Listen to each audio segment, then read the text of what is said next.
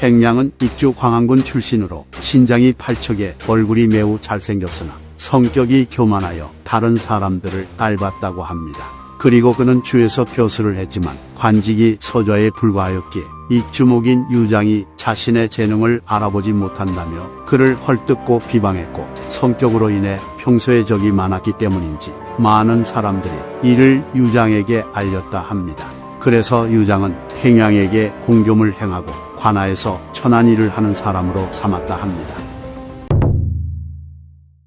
팽량은 유비가 익주로 진입하여 장강을 따라 북쪽으로 거슬러 올라가고 있다는 소식을 듣고는 자신의 재능을 떨칠 기회가 왔다고 생각해 관아에서 도망친 다음 곧바로 유비의 모사인 방통을 찾아갑니다. 그런데 팽량은 더러운 성격만큼 하는 짓도 가관이었는데 그는 방통과 친분이 1도 없었던 데다 또 마침 방통이 빈객과 대화를 나누고 있었음에도 방통의 집에 막무가내로 들어가 그의 침대에 줄곧 누워서는 오히려 방통에게 모름지기 손님이 오면 마땅히 그와 함께 충분한 대화를 나눠야 합니다 라고 말합니다.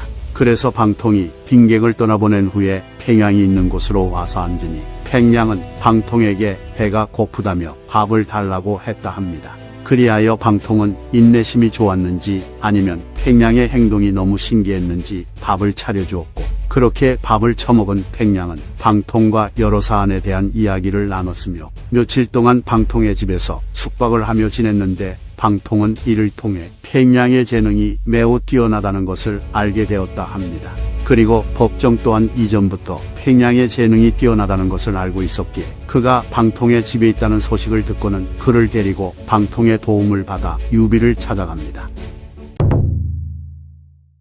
유비는 팽량과 대화를 나눠보고는 그가 뛰어난 재능을 가졌다 평가하여 팽량으로 하여금 자신의 군사 명령을 장수들에게 전달하고 지시하는 임무를 여러 번 맡겼는데 그때마다 팽량은 유비의 뜻을 더욱 빛냈기 때문에 유비는 팽량을 우대하고 아꼈다 합니다. 그리하여 익주를 평정한 유비는 팽량을 지중종사로 임명하였는데 이처럼 팽량은 도보의 비천한 신분에서 하루아침에 주의 사람들 위에 서게 되었으니 그의 모습은 기세등등했다 하며 자만함과 오만함이 더욱 심해졌다고 합니다.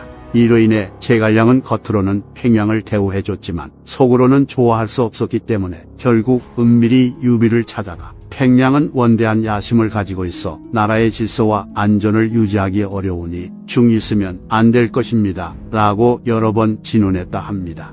유비는 귀하 책사들 중에서도 특히 제갈량을 매우 존경하고 신임하고 있었기 때문에 제갈량의 조언을 받아들여 팽량의 언행을 관찰하였고 제갈량의 말대로 팽량의 말과 행동에서 오만함이 넘친다는 것을 깨닫게 됩니다. 그래서 그때부터 유비는 점차 팽량과 거리를 두게 되었고 마침내 팽량은 강량태수로 강등됩니다.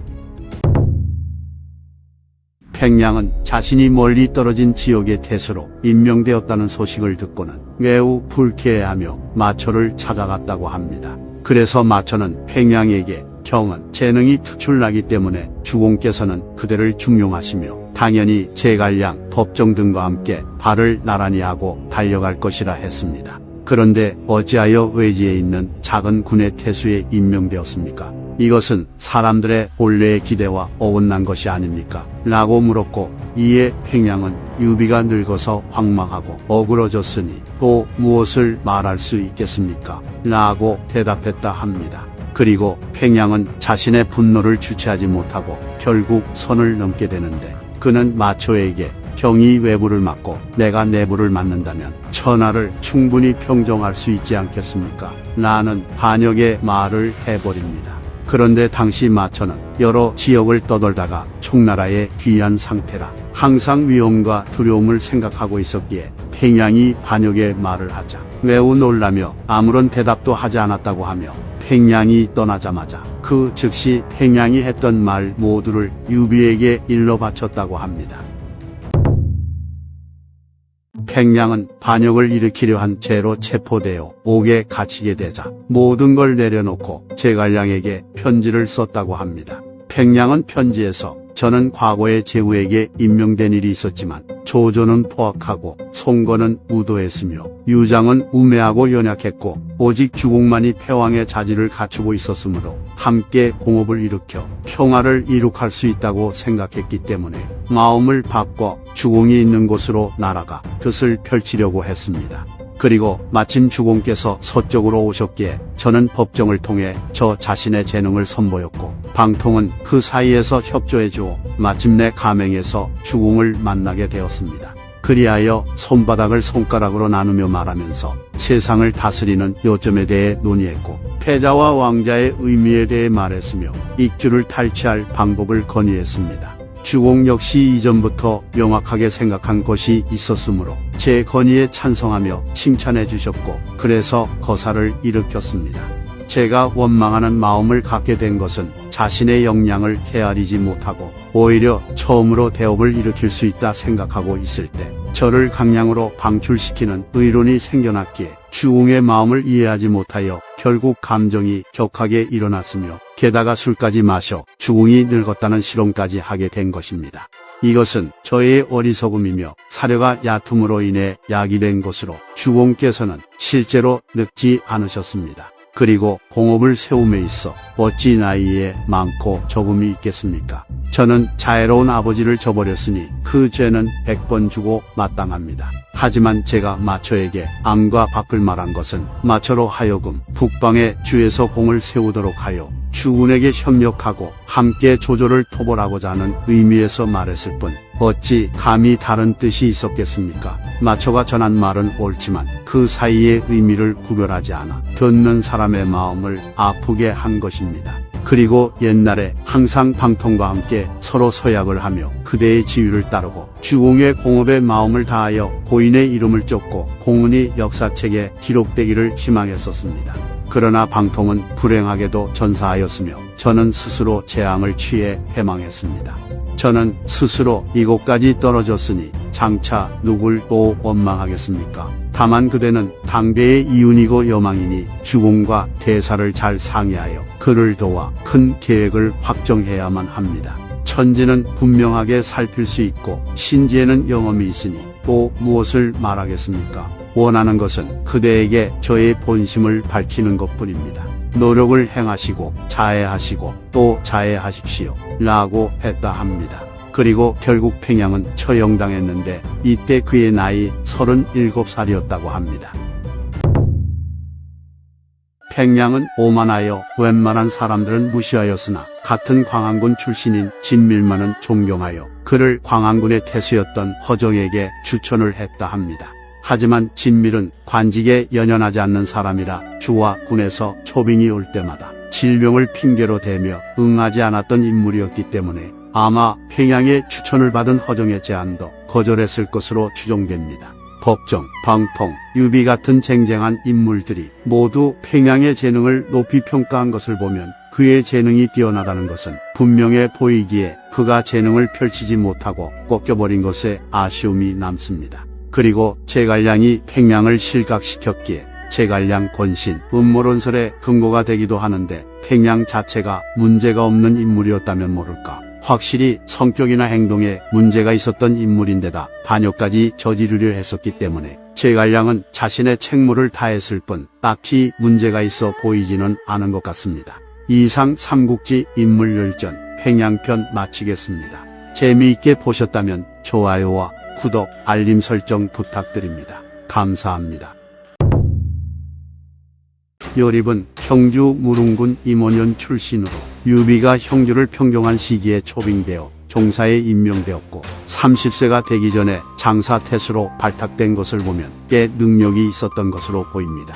그래서 유비가 입족을 하고 제갈량이 관우와 함께 형주를 지키고 있을 때 송건이 사자를 보내 제갈량에게 우호의 뜻을 전하며 유비 측 인물들 중에서 뛰어난 재능을 가진 사람에는 누가 있는지를 묻자 제갈량은 방통과 요립은 초나라의 우수한 인재로 응당 부세에 전해질 제왕의 사업을 보좌하고 일으킬 수 있는 사람들입니다 라고 대답했다 합니다.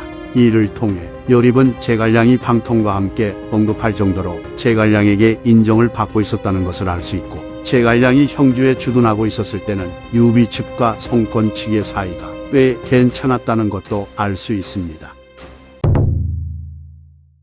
건한 20년 유비가 익주를 평정하자 손권은 유비에게 제갈군을 보내 형주 지역의 여러 군을 돌려받고자 한다고 전했으나 유비는 나는 지금 양주 지역을 취하려 하고 있으므로 양주를 취한 후에 곧바로 형주를 오나라에 돌려주겠습니다 라고 대답하며 사실상 송건의 요구를 거절해버립니다. 그래서 송건은 강제로라도 형주 지역을 차지하고자 형주 남쪽 지역인 장사, 영릉, 계양 세 군의 태수를 임의로 임명해 파견했는데 관우가 이들을 모두 쫓아내 버립니다. 이에 송건은 매우 분노하며 즉시 여몽에게 병사 2만 명을 주어 장사, 영릉, 계양 세 군을 공격하라 명했는데 장사 태수였던 요립은 여몽이 공격해온다는 소식을 듣고는 그대로 반스런을 해버립니다. 그런데 유비는 요립이 장사 지역을 버리고 도망쳐 왔음에도 심하게 문책하지 않고 오히려 예우해 주었으며 파군 태수로 임명해 줬다고 합니다.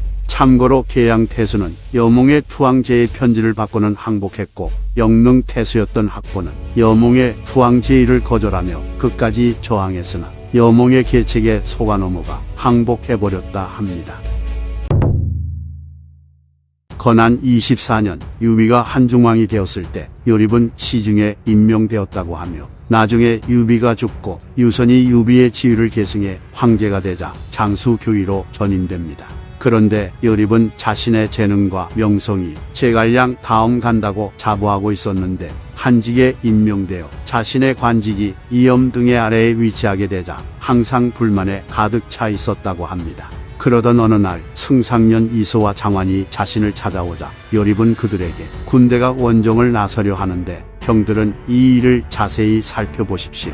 예전에 선주는 한중을 취하지 못하고 오나라로 달려가 그 나라 사람들과 남쪽의 세 군을 가지고 다투었는데 결국 세 군을 오나라 사람들에게 주게 되었고 헛되이 관리와 병사들을 수고롭게 하였을 뿐 이익 없이 돌아온 적이 있습니다. 그리고 한중을 이룬 후 하우용과 장합을 파군 깊숙이 들어오게 했다가 거의 한주를 잃어버릴 뻔했습니다. 이후 한중에 이르렀으나 관우는 죽고 한 사람의 생존자도 없었으며 상용은 패배하여 헛되이 한쪽 지방을 잃었습니다.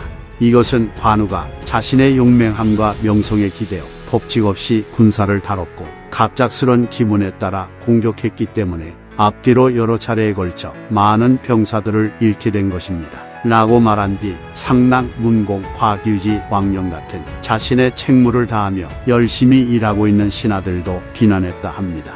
그래서 이소와 장환은 요립이 한 말을 그대로 제갈량에게 전했고 제갈량은 요립의 일을 곧바로 상주했는데 제갈량 집에 실린 제갈량이 올린 표의 내용을 보면 요립은 선제를 받드는 데 있어 충유의 마음이 없었고 장사를 지킬 때는 성문을 열어 적을 맞이하였으며 파군을 다스릴 때는 어리석어 일을 조열하게 처리했습니다. 그리고 대장군을 따를 때면 비방하고 욕했으며 선제의 영부를 지킬 때는 칼을 떼어들고 그 옆에서 사람의 머리를 잘랐습니다.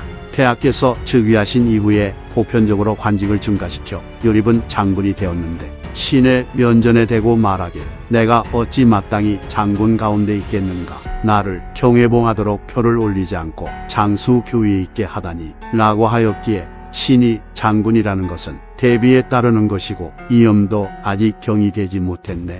그러니 그대는 마땅히 장수 교위에 있어야 하는 것이네 라고 하였음에도 불구하고 이로부터 불만을 가지고 원한을 품게 되었습니다 라고 했다 합니다. 이에 제갈량의 상소를 받아본 유선은 조서를 내려 요립은 광옥하나 짐은 차마 형벌을 내리지 못하겠으니 속히 불모의 땅으로 귀양을 보내도록 하라 라는 명을 내렸다 합니다. 이로 인해 요립은 강등되어 서민이 되었고 문산군으로 쫓겨났다고 합니다. 요립은 문산군에서 직접 처자식들과 함께 농사에 종사하여 스스로 생계를 꾸려나갔다고 하며 건흥 12년 제갈량이 죽자 그 소식을 듣고는 눈물을 흘리고 탄식하며 나는 줄곧 미개한 상태로 남겠구나 라고 말했다 하는데 요립은 자신의 재능이 뛰어났기 때문에 자기 살아생전에 제갈량이 자신을 꼭 불러줄 거라 믿었던 것 같습니다. 이후 시간이 흘러 강유가 군대를 이끌고 문산 지역을 지나다가 요립이 살고 있는 곳에 이르렀는데 요립은 나이가 들었음에도 의기가 쇠하지 않았고 논의하는 것도 자연스러웠기에 강유는 요립을 칭찬했다고 합니다. 하지만 요립은 유배지를 벗어나지 못하고 그곳에서 눈을 감았고 그가 죽어서야 그의 처자식들은 촉군으로 돌아올 수 있었다고 합니다. 정사 삼국지의 저자인 진수가 요립을 평가하길 요립은 제주로서 발탁되어 귀하고 중하게 쓰였으나 그의 행동 거지를 살펴보고 예법을 되짚어 보건대 화를 부르고 허물을 취함에 있어 자기 자신에게서 비롯되지 않은 것이 없다 라고 했다 합니다. 이상 삼국지 인물열전 요립편 마치겠습니다. 재미있게 보셨다면 좋아요와 구독, 알림 설정 부탁드립니다. 감사합니다. 양희는 형주 양양 출신으로 본래 위나라의 형주자사인 부군의 주부였는데 무슨 이유인지는 모르겠으나 그는 위나라를 배반하고 관우를 찾아갑니다. 이에 관우는 양희의 재능을 알아보고는 그를 공조로 임명한 다음 그가 유비에게 도움이 될 거라 생각해 서쪽에 있는 유비에게 보냈다고 합니다. 그래서 유비는 양희와 더불어 군사와 국정 전반에 대한 계책과 정치의 득실에 관한 논의를 하고는 매우 기뻐하며 그를 좌장군 병조연으로 임명하여 곁에 두었다고 합니다. 그리고 유비가 한중왕의 자리에 오르자 양희는 상서에 임명되며 승승장구합니다. 건흥 3년 제갈량은 자신이 남방정벌에 나서 있는 동안에 양희를 참군으로 삼아 승상부의 일을 대행토록 하여 후방의 일을 양희에게 맡겼다고 합니다. 건흥 5년 제갈량과 함께 한중에 주둔하여 제갈량을 보좌하였고 건흥 8년에는 장사로 승진하고 수군장군의 직책이 더해졌다고 합니다. 이처럼 양희는 제갈량 밑에서 자신의 재능을 마음껏 뽐내며 자신의 입지를 굳혀갔는데 그는 제갈량이 출병할 때마다 법을 만들고 부서를 나누는 일을 맡았고 군량을 계산하고 헤아리는 데 있어 깊이 생각하지 않고도 곧바로 끝내버렸다 하며 총나라 군사의 절도는 모두 양희가 주도해서 만들었다고 합니다. 일찍이 유비 살아생전 양희가 상서였을 때 그는 자신의 상관인 상서령 유파와 화목하지 못했기 때문에 좌천되어 통농태수에 임명된 적이 있었습니다. 게다가 그는 제갈량 휘하에서도 자신과 마찬가지로 성격이 더러웠던 위원과 칼부림 직전까지 갈 정도로 사이가 나빴다고 합니다. 그래서 제갈량은 본래라면 둘 중 하나를 좌천시켜 둘을 떨어뜨려 놔야 했으나 둘 다 뛰어난 재능을 가지고 있었기 때문에 할 수 없이 그들이 사사건건 다투는 것을 지켜보며 한탄할 수밖에 없었다 합니다. 건흥 12년 마지막 북벌에 나선 제갈량이 마침내 눈을 감자 양희는 제갈량이 미리 내린 명령에 따라 전군을 통솔하며 병사들을 차례대로 퇴각시키려 했는데 위원은 양희 따위의 명령을 들을 수 없다며 퇴각하지 않겠다고 했다 합니다. 그러나 양희는 위원을 무시하고 군을 철수시키는 준비를 계속했기에 이를 알게 된 위원은 분노하며 양희보다 먼저 군을 움직여 앞질러 나아가 총나라 군대의 테러인 잔더를 불태워 끊어버렸다고 합니다. 이에 양희는 산에 나무를 베어가며 길을 뚫고 밤낮으로 행군하여 가까스로 위원의 군대를 따라잡을 수 있었고 마침내 위원의 군대와 맞붙게 되었는데 양희의 휘하에 있었던 왕평의 활약으로 위원의 군대는 그대로 뿔뿔이 흩어져 버렸고 위원은 도망치다가 양희가 보낸 마대에게 사로잡혀 죽임을 당합니다. 그리고 마대가 위원의 수급을 가지고 오자 양희는 위원의 수급을 밟아대며 하찮은 종놈아 다시 나쁜 짓을 할 수 있겠느냐 라고 말한 뒤 위원의 삼족을 멸했다 합니다. 양희는 자신이 직접 군을 통솔해 성공적으로 전군을 퇴각시켰고 뻘짓을 저지른 위원을 직접 토벌하여 스스로 공헌이 매우 크다고 생각하고 있었기에 자신이 제갈량의 뒤를 이어 정무를 장악해야 한다고 여겼다 합니다. 하지만 제갈량은 양희의 재능이 뛰어나긴 하나 그가 성격이 급하고 편협하여 한 나라를 이끌어갈 제목이 아니라 여겼기에 비밀리에 자신의 후임으로 장관을 점찍어둔 상태였고 이로 인해 장관이 제갈량의 뒤를 이어 상서령 겸 익주자사에 임명됩니다. 물론 양희도 중군사에 임명되긴 했으나 그는 실질적인 권한이 아무것도 없었기에 한가롭게 지낼 수밖에 없었다 합니다.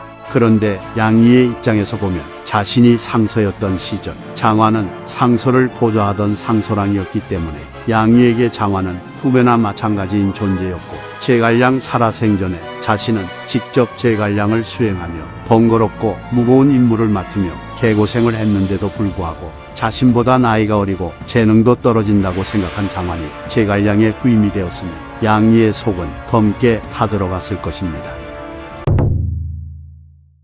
양이는 얼굴과 말에서 원한과 울분이 드러나고 탄식하는 소리가 오장에서 터져나올 정도였기 때문에 총나라 사람들은 모두 양이를 피해 다녔는데 오직 후군사 비위만이 양이를 찾아가서 그를 위로해 줬다고 합니다. 그래서 양이는 비위를 만나자마자 원망의 말을 하며 이런저런 말을 하다가 선을 넘게 되는데 그는 지난날 승상이 돌아가셨을 때 내가 만약 군을 들어 위시에게 갔다면 내 처지가 어찌 이처럼 추락했겠소. 후회해봤자 다시 어찌 할 수 없지만은 라는 말을 해버립니다. 이에 비위는 은밀히 조정에 이 일을 알렸고 양이는 건흥 13년에 백송으로 강등되고 한가군으로 쫓겨납니다. 하지만 양이도 대단한 것이 유배지에 이르러서도 다시 비방하는 말을 계속했다고 하며 이로 인해 관리가 양이를 잡으러 오자 양이는 그대로 자살했다고 합니다. 한진 춘추에 따르면 제갈량이 죽고 양이가 군을 철수시키자 사마이가 군을 이끌고 추격해왔는데 강유가 양이에게 군기를 반대로 하고 북을 울리도록 했기에 양이는 강유의 조언에 따라 마치 사마이와 맞서려는 것처럼 행동했고 이에 사마이는 군을 물렸다고 합니다. 양양기에 따르면 양이의 친척인 양옹이라는 인물도 양이와 함께 총나라에 들어온 것으로 보이는데 그는 파군 태수로 있다가 제갈량의 주부에 임명되었다고 합니다. 그리고 양옹은 제갈량이 굳이 아래 사람들의 문서도 계속 확인하고 수정하는 것을 보고는 집안일에 비유하며 각자 맡은 바에 충실해야지 혼자서 모든 일을 하려 하면 어느 것 하나 완성할 수 없을 것이라 조언하였고 제갈량이 너무 과중한 업무 때문에 하루 종일 땀을 흘리는 것을 걱정했기에 제갈량은 양옹에게 고마운 마음을 전했다 합니다. 하지만 이후 양옹이 제갈량보다 먼저 세상을 떠났기에 제갈량은 3일간 눈물을 계속 흘렸다고 하며 장예와 장환에게 편지를 보내 양옹을 잃어 조정은 크나큰 손실을 입었습니다 라고 말했다 합니다. 이상 삼국지 인물요일전 양이편 마치겠습니다. 재미있게 보셨다면 좋아요와 구독, 알림 설정 부탁드립니다. 감사합니다.